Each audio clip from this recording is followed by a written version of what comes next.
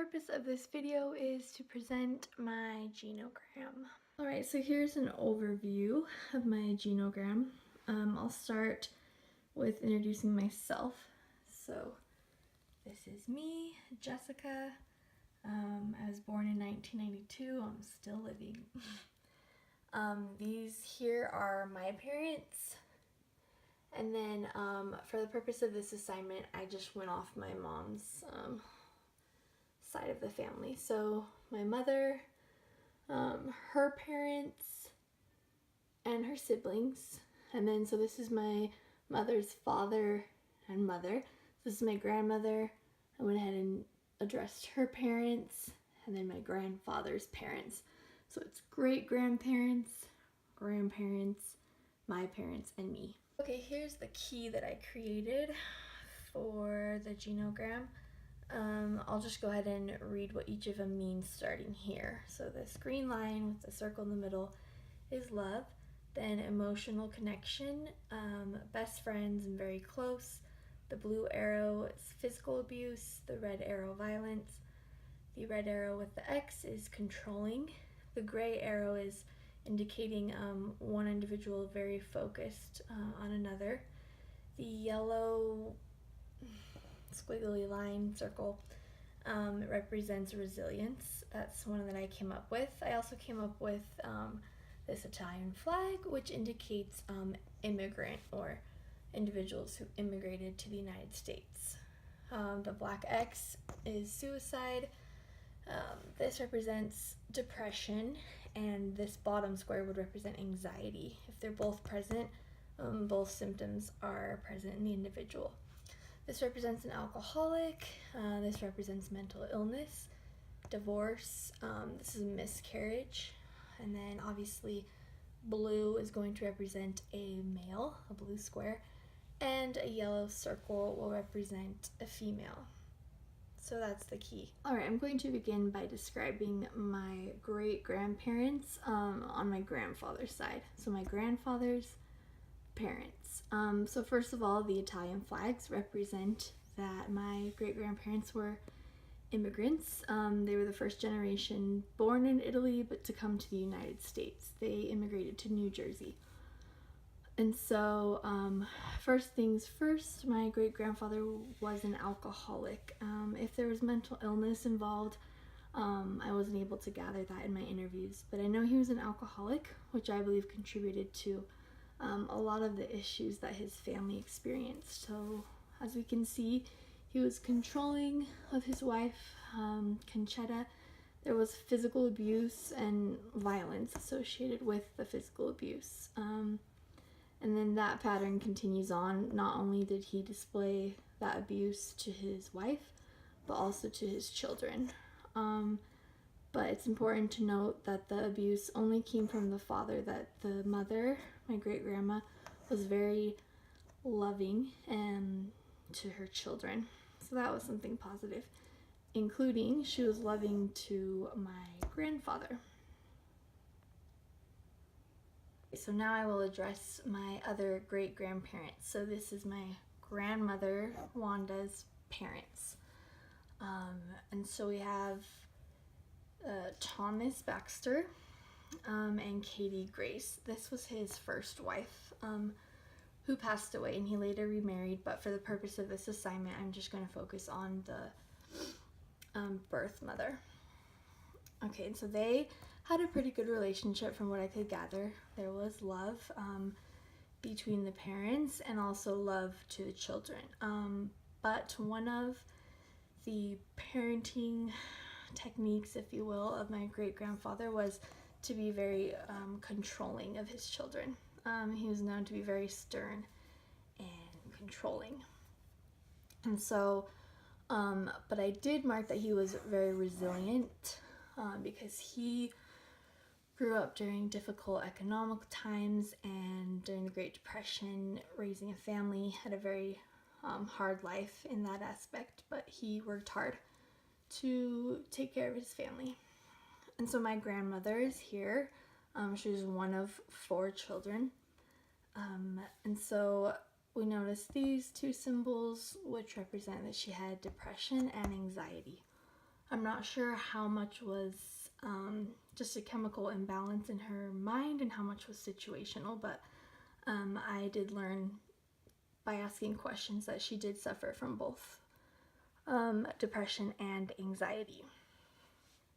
And so my grandmother married my grandfather, Orlando, and we can see here some similar patterns, unfortunately. And so my grandfather was abused by his father, and there was violence.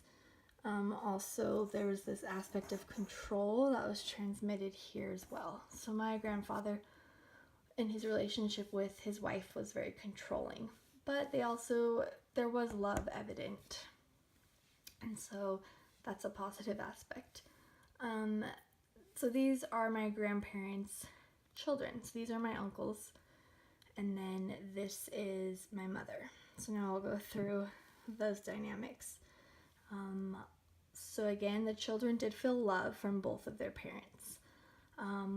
My grandfather did use a lot of control in his parenting. He really, from what I gathered, dominated as the male figure, but was very controlling of both his wife and children. We also noticed that thankfully my grandfather did not use violence with his children, was not an alcoholic, which is great. And we only see that this is the oldest child and the oldest son. There was an incident of some physical abuse there, but he did never physically abuse his other two sons or my mother. And from what I gather, my grandmother was nothing but very loving to all of her children and to her husband.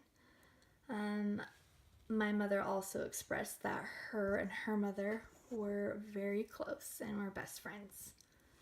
And so that describes my mother and her grandparents and parents. One more thing I want to point out about my mother's parents and grandparents are that out of my great-grandpa being such an alcoholic, only one of his children actually did become an alcoholic, and thankfully my grandpa did not. However, my uncle did suffer as an alcoholic, and all of my grandfather's children, including my mother, suffered from depression, and my mother also mentioned anxiety. And so I'm not sure if that was learned from her mother, my grandmother, or what, but we do see that that issue that was passed down, however that was passed. Okay, and now my immediate family. I am an only child. My parents were married when they had me. They had a very rough relationship for as long as I can remember. My mother did admit to being controlling of my father. They did love each other, at least at the beginning and when I was born. And my mother reports one incident of physical abuse from my father, and although I do not recall it, that's what she reported. And then my father also committed suicide, and so that's what the black X represents. He did suffer from mental illness, and he had depression as part of that mental illness. As far as my relationship with my parents, there was a very strong emotional connection. Although I didn't sense love between my parents, I did feel that they loved me. My parents, after about 15 years of marriage, when I was 14, they were divorced, which is what this symbol indicates. And before that divorce, I was born and my mother had a miscarriage, which is what this represents. The gender was unknown. It was too soon. I feel that both of my parents really were focused on me. I was an only child, and this relationship was broken, and so I feel like there was extra attention put on me. I also notice a trend here that I feel like I experience anxiety, which we can see was transmitted from my grandmother to my mother to me. And I can't say if that's genetic or just situational or learned, but we can see that pattern there. Honestly, what I learned from this assignment when I first was completing the assignment and looking it over, it reminded me of like just chaos, just dysfunction everywhere. But I did decide that I wanted to focus on some positive aspects besides love. And so that's why I created the symbol of resilience. Although there were unhealthy relationships, I feel that there was also a lot of resilience. And I marked myself as resilient because going through a divorce and a suicide of my father